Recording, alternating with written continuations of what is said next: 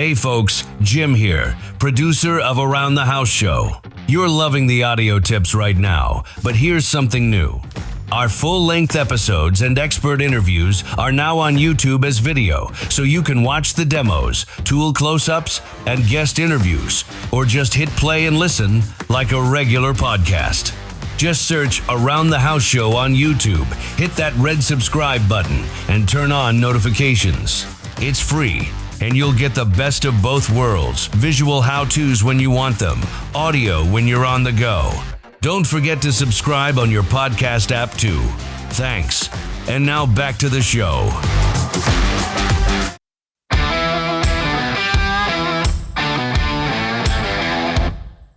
Ready to turn your house into the home you've always dreamed of without the headaches or huge bills? You're tuned to Around the House, the nation's #1 home improvement radio show and podcast, with expert advice that's helped millions tackle everything from remodels to repairs. Hosts Eric G and John Dudley have got you covered with the best advice and information about your home. Now, let's get this hour started. Welcome to the Around the House Show, your trusted source for everything about your home. Thanks for joining us today. Hey, Johnny, how you doing, brother? What's happening, brother? Another day. Good to see you, man. For all you new people out there tuning into the show, I'm Eric G. Thanks for catching us today. Whether you're on the radio or the podcast, YouTube, wherever else, we appreciate you. Today, I wanted to talk about a couple different things. One, brother, I was out and I did the dreaded mattress shopping this weekend because I'm coming up for surgery. We'll talk about that next week now that got bumped. But I was like, this bed that we had was, I don't know, 3-year-old kind of mattress, 5-year-old mattress. It was a kind of this Serta hybrid thing. And yeah, it didn't do well. It was coils and foam. The foam was splitting apart. So you're getting these like little holes between the coils. And it was like, this thing's not making it. The first thing I did is I go down to Costco and go, okay, because my bigger, better bed is in storage. When we move, that's going to go there. But I don't want to get something expensive because, dude, you can go out in the U.S. now and spend 10 grand on a mattress. Ooh, yeah, no, it's crazy. That it's gets like buying rich. a car.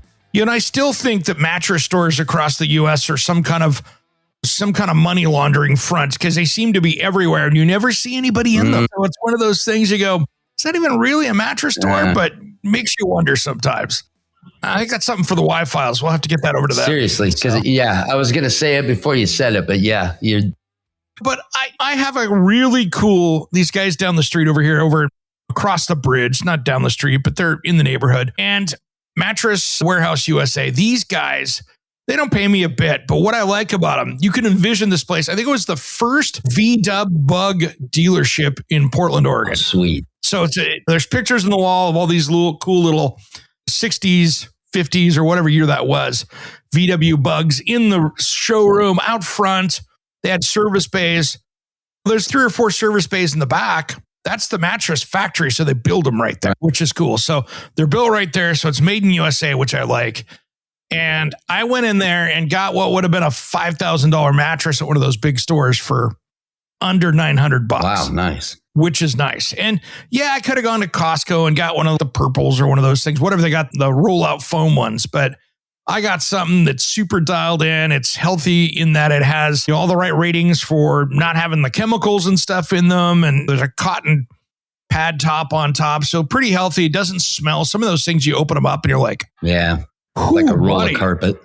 Like a roll of carpet. It's wow. And they're packed full of us stuff, fiberglass. They've got all this stuff in them. I'm like, yeah, I don't need to be on that. Dude, when I was, what was I like? I don't know, 17, 18, something like that. And I worked for Express Temporary Service. And I actually worked for a week in a mattress factory. But hard work. But no, I didn't. I would go in at night and clean up all the scraps and sweep. It was the coolest thing ever, man. I'd just crank the music, dance around with the broom handle like I was. It's ridiculous. Nice. But just, yeah, tons of crazy materials everywhere. And yeah, I was just a cleanup guy, but nice. Yeah. What I like about that place is you walk in there, dude. And if I was in there on a Sunday and they didn't have it, they'd go, oh yeah, but just pop that off the production line in the morning. We'll get it to you about how's noon look tomorrow. Nice. That's awesome. Yeah. But they had one on the shelf. So I picked it out. It was a killer deal. He hooked me up in there. I love those guys in there. There's no sales pressure. You just walk in and go, and they've got like 20 mattresses there kind of lined up. good, better, best, and just go lay on them and find something that's cool. That simple.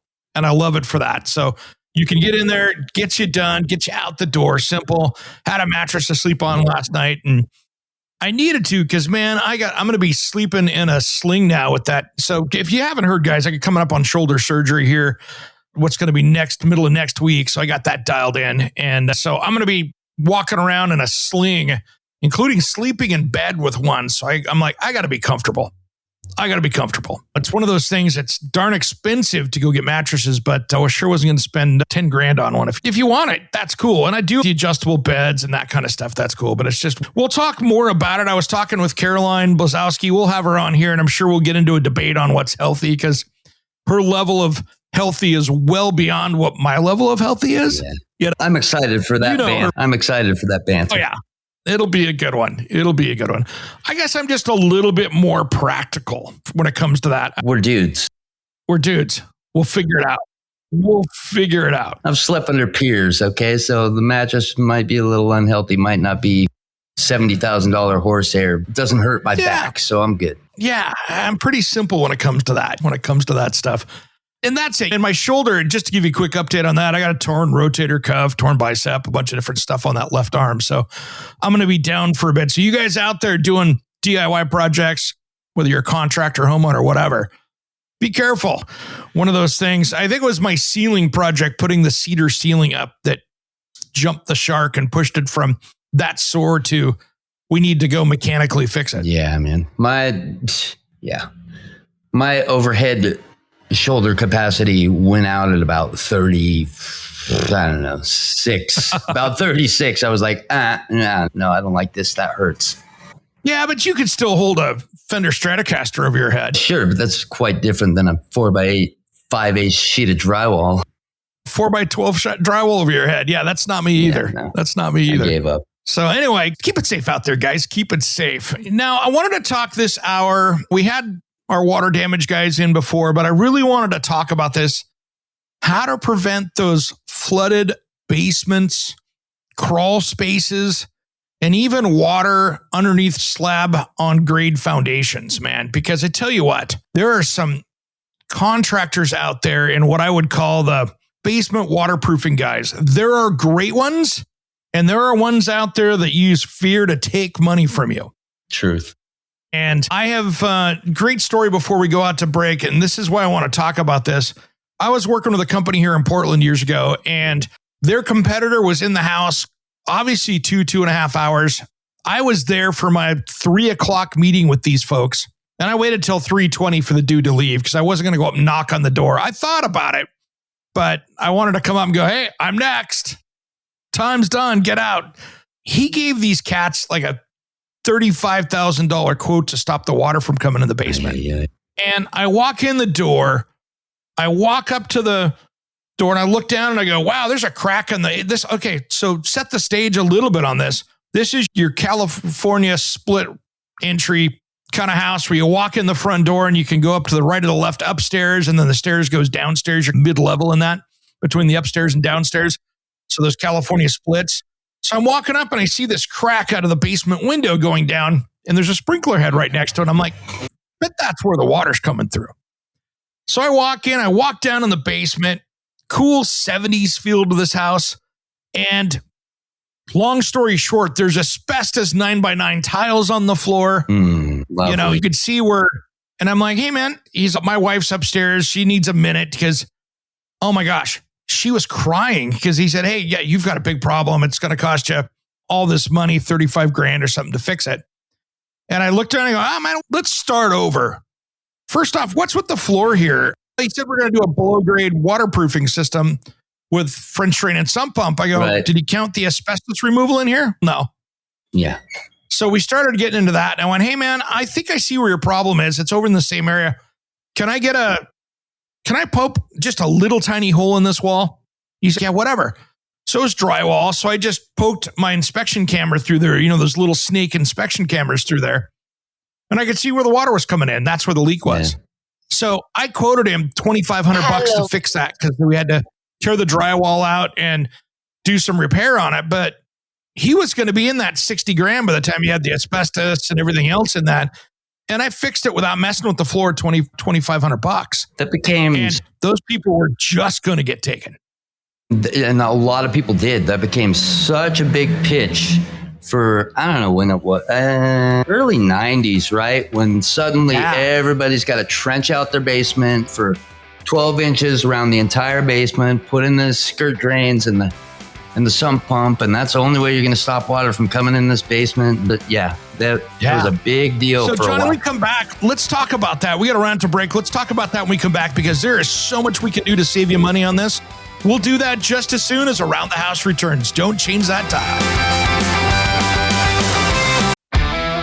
Hey everyone, it's Eric G from Around the House. I'm teaming up with Cam Anderson, the epoxy live edge master from Blacktail Studio, for his biggest project yet, a full home remodeling on his stunning Blacktail Ranch. We're talking about this charming but dated farmhouse, from lead paint chic to a modern functional dream home. Structural fixes, smart layouts, custom woodworking flair, real budgets, hiccups, pro tips, all documented step by step. If you're a Blacktail fan or love epic renovations, this is your series. Head to my YouTube channel right now, search Around the House Eric G, subscribe, and check out the Blacktail Ranch playlist. Cam's intro video is live, and a fresh episode will be dropping very soon. Don't miss this transformation and subscribe today. If I could dream. Is your website losing you money instead of making it? Slow load times, outdated design, or a clunky mobile experience could be driving those customers away.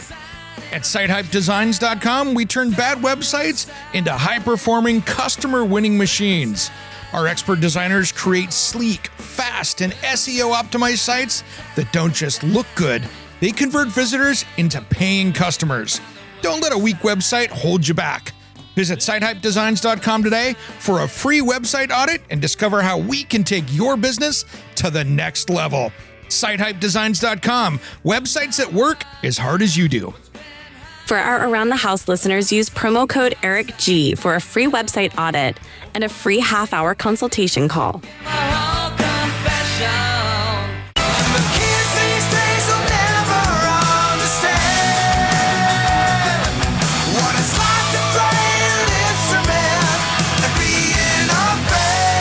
What's up? This is Sticks Adenia. And Satchel from Steel Panther. And you are listening to Around the House with Eric G. Yeah. We love Eric G, and you should too. Welcome back to the Around the House show, your trusted source for everything about your home. Thanks for joining us today. I'm Eric G. If you guys want to find out more about us, head to our website. We got a ton of stuff over there, aroundthehouseonline.com. And you can reach us over there if there's a subject you want us to hit. Make sure and give us a shout over there, and we'll try to put it up in an upcoming episode. Johnny, we were talking when we went to break about, people getting taken on incorrect bids. And one of the other things I see out there when it comes to basement waterproofing, whether it's a crawl space or anything like that. And for you guys out there that are like in Arizona with the slab-on-grade down in the desert, we're going to talk to you in a second on this subject. But most of the time, like 75%, I would say, many times the water problem is not just like a crack like that. Many times it's because you've got those downspouts coming out of your gutter system, dropping down right next to the foundation. They put in those little 18-inch diverter little ramps that come out, and it drops right into the ground right there. And when you get an inch of rain out there, all of a sudden you've got 60 gallons of water point dropped right within a foot of the foundation.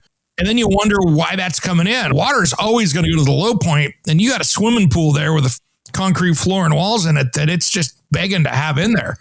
Yeah. So many times you could fix that just by dealing with that and getting it underground. And what I mean by that, and I'm sure, Johnny, you've done this a bunch of times, but you want that to go underground. So dig down, let that drop into the storm drain system you're going to create. And you need to get that at least 12 feet away from the house and either daylighting down towards the driveway, whatever's low, or going into some kind of a French drain system that's even farther away from the house. Because if you can divert that point load of water away, many times you can solve those water issues right off the bat.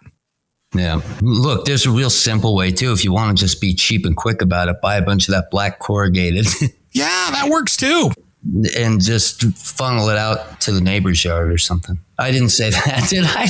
I love it. Here's one thing. It's really interesting. And even in my metropolitan area, we deal with things so differently. Like I was in a house out on the outside of town, and that was a newer development, and they had all these drains going right out to the street. And then the street had its own storm drain system, which was awesome. So that just took it right out to the street, which was great. Mine there, that was all plugged up underneath that. That was a crawl space. All the roots had gone in there and plugged it up. So I couldn't get the roots out of there. And we talked about it a few weeks ago. I actually hooked a chain up to them and pulled them out of the pipe and drug it right out to the curb and pulled out dozens of feet of roots out of that thing. And boy, it flowed really well after there. Other places like cities, like the city of Portland here, we've talked about this before too, but they turned around and when they built it in the 20s, 30s, 40s, when they put the sewer system in, it was the storm drain and the sewer system. So it's all combined. Yeah. And so every time we get a big storm, that all overflows, sewage and all goes right out into the river. Yes. Yeah. Not good. Lovely. Not good. Yeah. Of course, then what happens is the city of Portland went, oh my gosh, we got to get rid of that system. It's overloading it. So they paid people to disconnect those and gave them a tax break. Here's the one little secret too, guys. In most areas, that concrete that was put in prior to 1950, if you're dropping that gutter downspout right next to it, you just start eroding that concrete. Yeah. I've seen even worse in the Northwest. We had all that clay piping, remember? My gosh, I hate that stuff. So think of it as ceramic tile clay, basically just clay pipes holding it together. Just think of it as broken and you have to replace it pretty much every house you buy. Just think of it as that. Like it's a given. Like it's broke somewhere. It's broke. Now, once you get that done, there's a way to the common problem we saw out there. And you've seen it too, Johnny. People go around, they dig away the entire dirt away from the foundation wall on the outside of the house. They dig out a trench 24, 30 inches wide, dig around it all the way down to the footing. And then they put in that sump exterior drain tile and get all the waterproofing done that way, which works. But you can do this from the inside without having to dig everything up. And so what you do, if you've got a crack, let's say that's in there, this does not work from the dry joint between the wall and the slab for the floor. You can't really do anything with that. That's just a high water table. That's a whole other issue. But if you've got a crack leaking, what they'll do, a foundation company will come in. And if you're really good on the handy side of things, you can do this yourself. But what they do is they come in, clean out that crack. You get the chisel out, you clean it all out, get it all cleaned up, watch your silica dust on that, make sure you're not inhaling that stuff because that's not good for injection. You. Yeah. And so you clean that out, then you hit it with Cementol, which is a product of high strength repair concrete that goes in there. It's a high PSI, so it'll actually patch that really if you follow the directions. Then you drill into that and you pump in this stuff that's like warm honey and it's urethane. So you pump that into that. Once it hits moisture, it expands out like foam and fills all the voids down there. So it's almost when you'd see people on YouTube taking aluminum or steel and pouring it down in the ant holes, and it fills up and makes the whole part out of the ant pile. Right. This goes in and fills it with foam, so it really waterproofs it. So you can do that for pennies on the dollar compared to digging up around the house.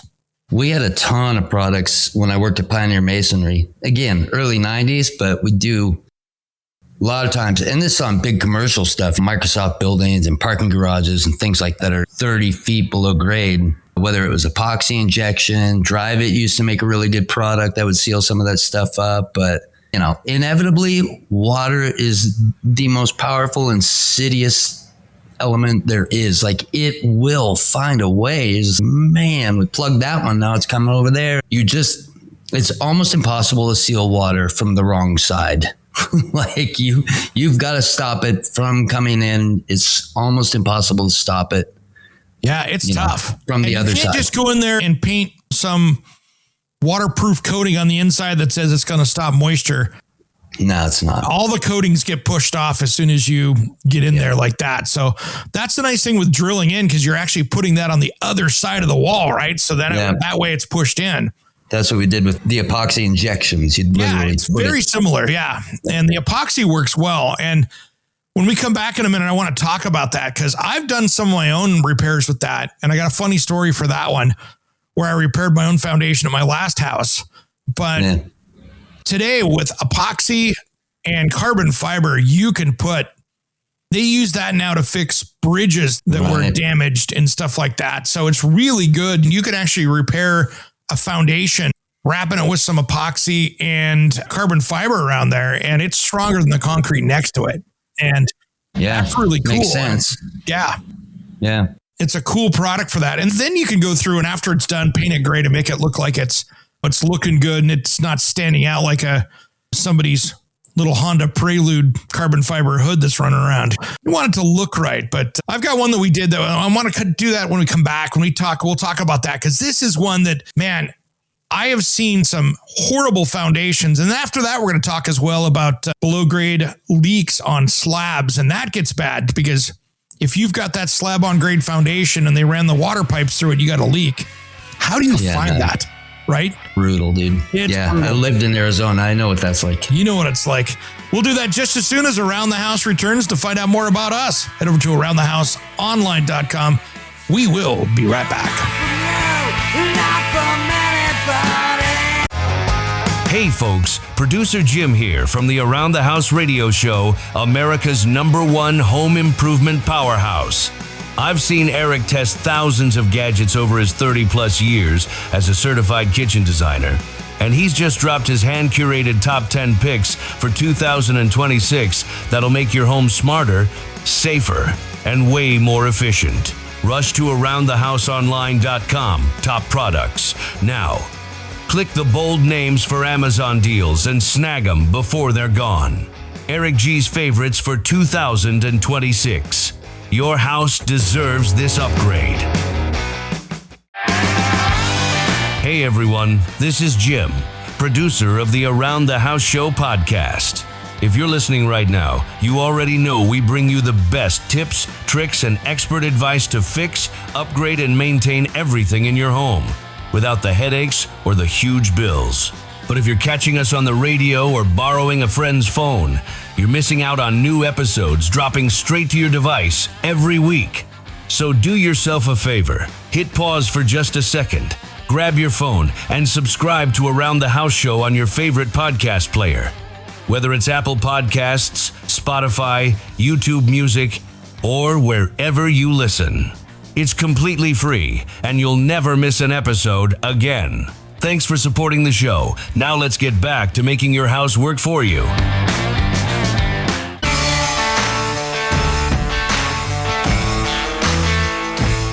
Welcome back to the Around the House Show, your trusted source for everything about your home. Thanks for joining us today. Man, Johnny, we've been talking about just trying to keep moisture out of the basement crawl space. I thought real quick, let's talk about those slab-on-grade foundations, because there's a lot of people out there in the southern states that have this. It's a preferred way of building in Arizona, where you used to live for a while. Yeah. And I tell you what, it's been wild watching a buddy's house a few years ago in Phoenix, how they build houses down there.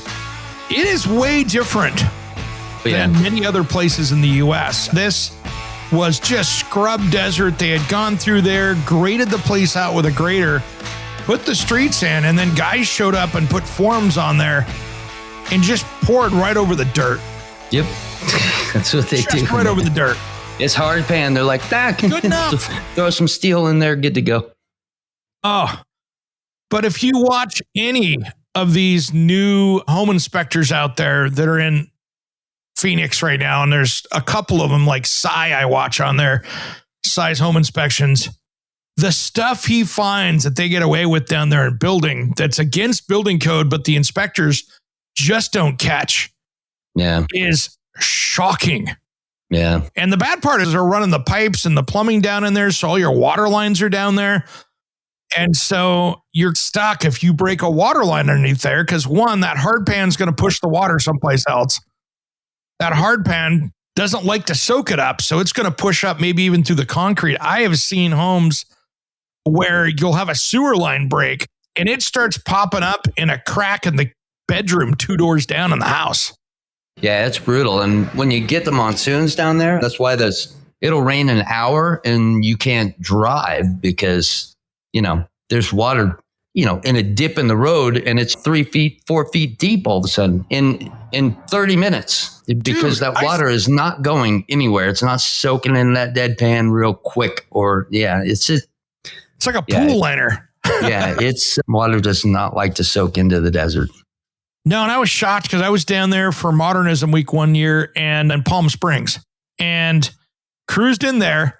It took us 5 different ways to get into Palm Springs off the freeway because we had to go all the way out the other side, like towards Indio and come in that way because the main roads in had 5 feet of water over them and a rushing class 4 rapids going through there. Yeah. And I was like, holy smokes. Yeah. And it happens. It's flash, boom. Like it happens in an hour. It happened so quick. They didn't even block the road up. We pull up and there's 4 cars ahead of us. And there's 200 yards across to the other side where I can see pavement. And there's 5 to 7 feet of water running through there at 40 miles an hour ahead of you. And you're like, yeah, no, there's no way. There's always 4 brainiacs that think they're going to try to drive through it as well. We were driving by the mall in Palm Springs and we actually thankfully it was a rental, but we had there's 7 of us or something that we were driving a Lincoln Navigator and we ruined the automatic steps that come down because we had them underwater too long driving on the street because we were driving around in 5 inches of water in the middle of a 4-lane road. Yeah. And so it was wild, but insurance covered it. So that was fine. But, buddy. Yeah, it's fun. Ugly. Yeah. It's exciting when it happens, actually. I liked it. I liked the monsoons and I liked the floods and it's kind of like when you get a big snow in the Northwest. I don't know, it changes everything up. It's exciting. Oh, we're sure not getting that up this year with us. If we get lucky, we'll get some snow, but we still have ski areas up on Mount Hood that if you go to the ski cameras that dude, everywhere. Literally have no snow. No. My little brother sent me photos the other day, places in Utah, everywhere. It's just dirt. You're like, what the? Yeah. Not a lot of skiing going on. At the Cannon Beach Hardware. They call it the Brew and Screw because it's a bar, restaurant, and hardware store all at the same place. And I was watching Seahawks game out there. And I tell you what, same kind of thing out there. It was 61 degrees. I'm walking the beach with a t-shirt on in January in the Pacific Northwest on the coast, that's warmer crazy. than some Julys. Yep. Yeah. So pretty crazy. So you guys out there, the best way to deal with those leaks, that's when you need to hire the plumber that's got the leak detection equipment to come in. And they've got tools where they actually listen. The tool actually listens to the water line and then it listens for the noises of that through the concrete. So it's actually a leak detection tool. You just need to bring in the right company. Yeah, going to be expensive, but that's really the only way to do it. Otherwise, you're going to be paying somebody to just run water around it and you're tearing up drywall that way. This is going to be the best way to do it. Yeah, you're probably going to have to replace a floor someplace, but it's going to get you. So yeah, and everything's tile there as well. So yeah. That's where you want to keep those extra 5 boxes of tile up in the back of the garage for when you have to fix that stuff. I would wager to say that 90% of the homes in the Phoenix area are Saltillo tile. So it's never a problem, A, to match it, B, to find it. Like it's already all different colors. It's not a bad idea. Yeah, just go in there and you have a mismatch of all these colors. And that way, if you have to replace it, you can just create a random pattern. I like it. That works, man. So really, when it comes down to foundation repairs, I want to talk about this before we run out of time, but when you've got that structural problem, I've gone into basements where there's a big tree next to the house. There was one that I was at where there was this big sequoia tree, giant sequoia in the yard. That brick foundation was 15 degrees off. Oof. Yeah. And I'm like, I'm not getting close. In those situations, yeah, you can use carbon fiber, but that one was brick. So the best way to do that one, we actually poured a new interior foundation. Have you ever seen that done? Yeah. Inside Yeah, so you take everything off the walls, you gotta take everything back in, and you just basically put in another 6-inch foundation on the inside of that. And so you bring it down so you can still frame up and tie into it so you can get the concrete in there, pump it in. But you lose a foot around of square footage around there because there's 6 inches on each side. But I tell you what, you can still keep the actual heritage look of the brick on the outside of the foundation, pour it on the inside, and now that's a sacrificial lamb on the outside. But You can do that, tie it in, and you're good to go. And that's the extreme way to do it, but that's the way to do it without jacking the house up and causing all the problems with that you used to see when they'd go, oh, new foundation time, get the house mover in, lift the house up, destroy the fireplace. You know how that stuff goes. That's the non-evasive way to do it. Yeah, I remember I had the second story of the carriage house up in the air on a couple of beams, jacked that whole thing up, and we poured a foundation under it and lowered her back down. That was really, yeah, it was dangerous. Let's just say that. I can imagine. But you know me, man, I wouldn't do it any other way. I'm like, no, man, come on. We'll cut these out, jack that thing up. Just nobody breathe for 2 days while we put a foundation. Were you like using automotive floor jacks, or do you have the actual foundation jacks? We had just those 12-ton jacks, bottle jacks that you buy at Home Depot. Yep. Jack up one end, put a post, run a beam across, jack up the other side, and then cut out all the 2x4s underneath it. So it literally was just floating in air, the second story of the carriage house. And then poured the foundation, built the new walls underneath it, lowered it on top of that. Bam.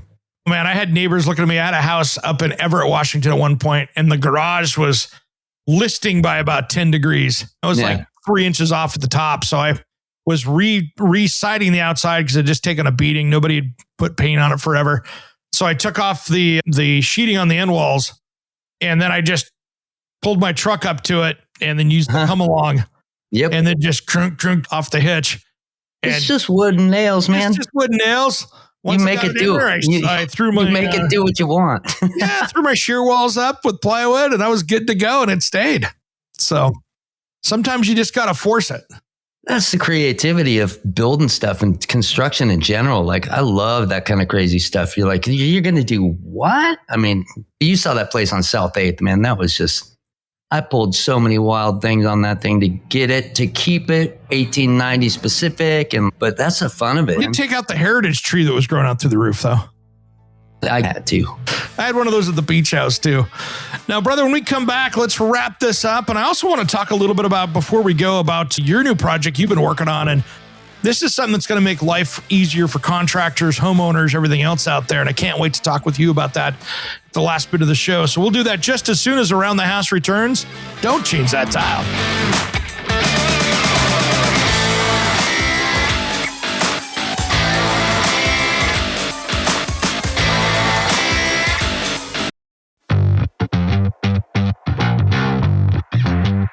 Hey folks, Jim here, producer of Around the House Show. You're loving the audio tips right now, but here's something new. Our full-length episodes and expert interviews are now on YouTube as video, so you can watch the demos, tool close-ups, and guest interviews, or just hit play and listen like a regular podcast. Just search Around the House Show on YouTube, hit that red subscribe button, and turn on notifications. It's free, and you'll get the best of both worlds, visual how-tos when you want them, audio when you're on the go. Don't forget to subscribe on your podcast app too. Thanks. And now back to the show.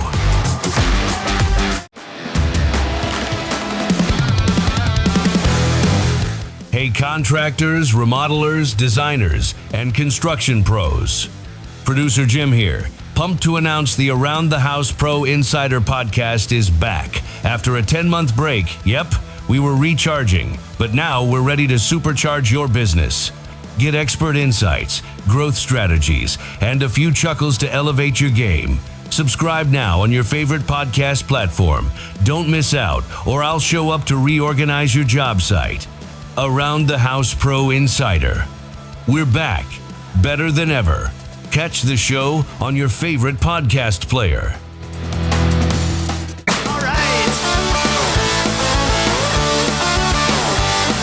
Welcome back to the Around the House Show, your trusted source for everything about your home.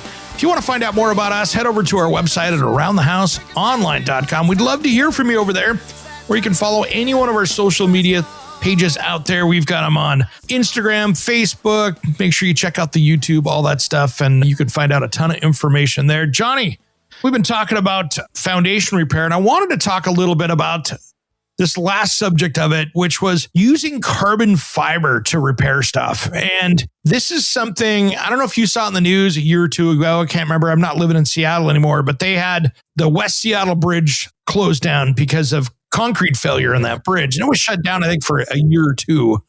Really? Yeah. Which, can you imagine that? No. How did West Seattle Bridge shut down? What disaster that was there. So what? You had to drive around? You had to drive around. Yeah. Oh, dude, that's insane. Yeah. So they spent a couple of years doing it, but they came in there with carbon fiber. You'll go by and maybe you see an old bridge and you'll see the post or that big piling underneath that's cracked and crumbling. Now what they can do is they'll come in there, they'll patch that up, and then they take high strength epoxy and they'll wrap carbon fiber around it and embed it with that epoxy. And it's actually stronger than steel, and it's stronger than the concrete that they're putting together. So super strong. And you can do that with the foundation in your home. You can have somebody come do it for you. There's ways that you can jump online and get it from like Rhino Carbon Fiber. But before you do too much of that stuff, and I just want to give this caveat to people out there, if this is going to be a DIY concrete repair, go talk to a structural engineer, have them spec out the way you need to do it. Yeah. Because you don't want to mess even it up. the products work well. There's a couple different types of carbon fiber. There's carbon fiber that has strength one way. Let's say it's left to, but there's not a lot of strength, up and down, for instance. Then there's unidirectional stuff where it's up and down and, left to right. So you need to make sure that you spec the right material for that. And what I do on those kind of things, it's just best to have a structural engineer come out, look at it and go, yeah, you could save it. And you go, hey, I want to use this carbon fiber. They'll write it out. So later on down the road, let's say you go sell your house. People go, hey, what's with this repair down here? Here's my structural engineer. They said it's good. They signed off on it. And you know something? You're good to go. Yeah. Yeah, that's important. It's not something you want to do wrong. It's just not. It's too expensive, first of all, to do wrong. And second of all, it's too important to the entire home. And like you said, when it comes to reselling, so any kind of certification on that saying, yes, this was done right, product specs and all that stuff were followed, blah, blah, blah. It's super important. It's just a smart step and reduces that liability when you go, hey, look, we did it right. And that's important. The other thing too is if you there's that cold joint. So what they do when they're building a house with a basement or even a crawl space, but with a basement, they'll put the walls up, right? They'll put the foundation walls up. Then they come back and pour that concrete later. It's the floor. Yeah. After they strip the forms away and after they put in whatever utilities and plumbing or whatever underneath there. Problem is that cold joint likes to leak if you have a high water table. And the only way to really fix that is you're not going to put a caulking in there. You're not going to do anything it's just going to shove it out of there. It's not going to work. So really the only way to fix that is to go around and you take a concrete saw, cut around the perimeter of the foundation, take up that slab, dig down, put in basically a French drain system with a sump pump underneath that. Yep. That's what we were talking about earlier. Like in the 90s, seems like it was the early 90s when finally we realized, okay, here's the best way to fix that. And I saw so many basements in the Northwest that had to do that. But at least the problem got solved versus people caulking and painting 17 coats of goop on there and it's still running. Doesn't work. Yeah, never going to stop it. And be careful too, because here's one thing I've noticed. There are some foundations out there where they've got cracks in the corners or something like that in them. That bottom floor, or what you'd call the concrete floor in that, kind of is a keyway and it's holding the base of those walls out if there's cracks in it. Yeah. Or even a daylight basement where there's not a lot of structure there. So you need to be really careful when you take that out to do that underneath there, because I wouldn't go take it all out of there. If you've got a heavy, wet soil load on the outside, might want to have the engineer take a peek at that too. Because sometimes you want to leave that in there somehow. What I've done with that, Johnny, it works well as what they do A-B sections. So what you do is you cut out 3 feet, leave 2 feet, cut out 3 feet, leave 2 feet, and you can dig under it. Yeah. Yeah, that makes sense. And you patch it. It's still holding the wall out there, but at least you can get underneath it and get the drain tile down there and fill it back up with gravel and get it put back together. Fun. right? You don't miss that a bit, do you? I don't no. It's a lot of fun. But it does solve that water in the basement. Man, I tell you what, I've seen so many. That's one of my biggest buyer bewares is jumping into a basement that's got a brand new recent renovation in it. Or they finished the basement and you're buying the house. It's like, oh, this could have been done so badly. Hey, man, before we jump out of time here on this, I wanted to talk about what you've been working on the last 6 months, cranking around with your new bidding project. This, guys, is something cool. And Johnny's been building this with his Site Hype design team. And this is so cool. It's an Insta-bid type product that you can put on a website and it's going to price out projects for you. Yeah, I think it serves both, not just the contractor, but for me, I'm a guy that likes to see a price, right? I'm just that way. If there's a website like, oh, call for price, I'm not calling. I'm not doing anything. Tell me how much it is. I want to know now. That's my own impatience. But this way, this tool, and yeah, it's pretty intense, man. I won't get into the techie details of it, but hey, if you're a contractor, people go to your website and they go, I want my house re-sided. It's X square foot with this type of siding. This is the shape it's in now. They can attach some photos up there so you can take a look at it. You'll get a Google view of the house. You can actually see access and what kind of shape it's in. It'll price all that out for them.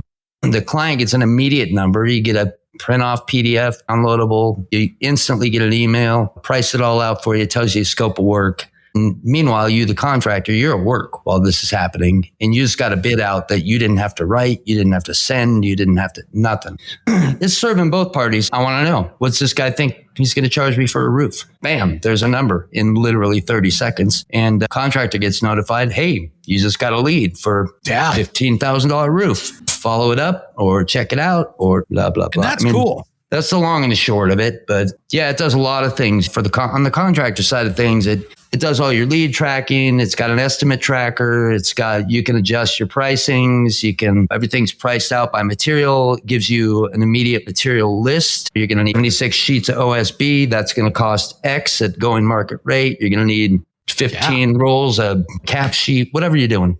And you can just print off a CSV, send your guy to Home Depot with that list, buy the stuff you need, send him to the job, go. Man, that is cool. Because I tell you what, there's nothing more embarrassing and frustrating for a homeowner that says, fine, come out and give me an estimate. So guy comes out, you took half a day off of work for them to come out, walk around, and you thought it was a $10,000 project, but the roofing guy says it's a $50,000 project because it's a big roof. And there's nothing more embarrassing than the homeowner going, oh yeah, that's way out of my budget. I can't even afford to do that. I got to figure out if I get a loan or whatever else. Yeah. And the contractor, coming from your point of view, you're like, man, I just spent 2 hours out of my day to do this. And that's not even given the numbers. Maybe you got 7 hours into it by the time you got all the material pricing and got it back and you had to drive across town, whatever. And you got nothing out of that time that you did. So I think it's a win for homeowners and a win for contractors, both, because everybody's busy, man, and it's saving everybody time. Like, how much gas and time are you saving as a contractor? And you don't have to write out the estimate. You don't have to sit there and send emails at night. You can spend time with your family. You don't have to drive around. You don't have to leave the job you're on trying to get done because you're on the deadline. Like, from experience, I lost a lot of jobs knowingly because I would procrastinate either A, going to look at the job, or B, even typing up the estimate for them because I knew it was 4 hours of my time to run the material costs and run the labor costs and write up a scope of work that was accurate to the project itself. And this is all done. Email sent in 1 minute and you stayed on the job. You didn't have to do any. Yeah, absolutely. Absolutely. And the cool thing, Johnny, too, is that really to do that, I mean, it's really for the contractor that goes, I want control. Awesome. Call it a budget estimate, but you're still going to get people.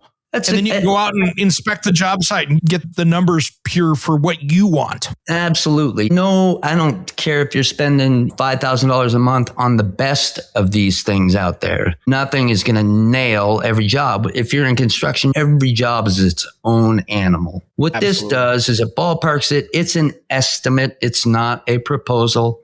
And you can put your little disclaimer that says within 15%. Of X numbers. And you have a back end as the contractor where you can adjust your rate. If you know you get roofing for X a bundle, you can put that price in there.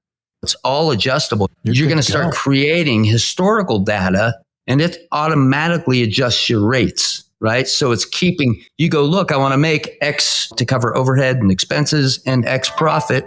You put that in there, it matches it with your historical estimates and figures, and it will start balancing it out for you and tell you, hey, you better charge X because you're losing your butt on this one.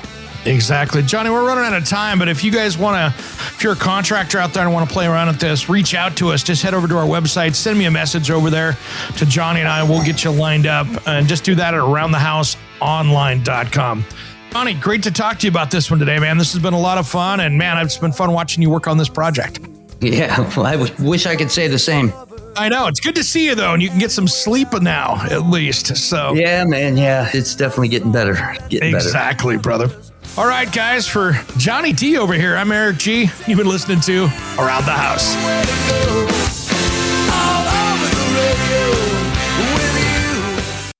Hey, it's Eric G with Around the House. Are you looking to grow your business? Need a spokesperson for your company? Maybe an MC for an upcoming trade show? Or maybe you want to up your game and shoot some promotional videos? My team of experts would love to chat with you. Head to aroundthehouseonline.com and fill out the Contact Us form, and we'll set something up. Thanks for listening to Around the House.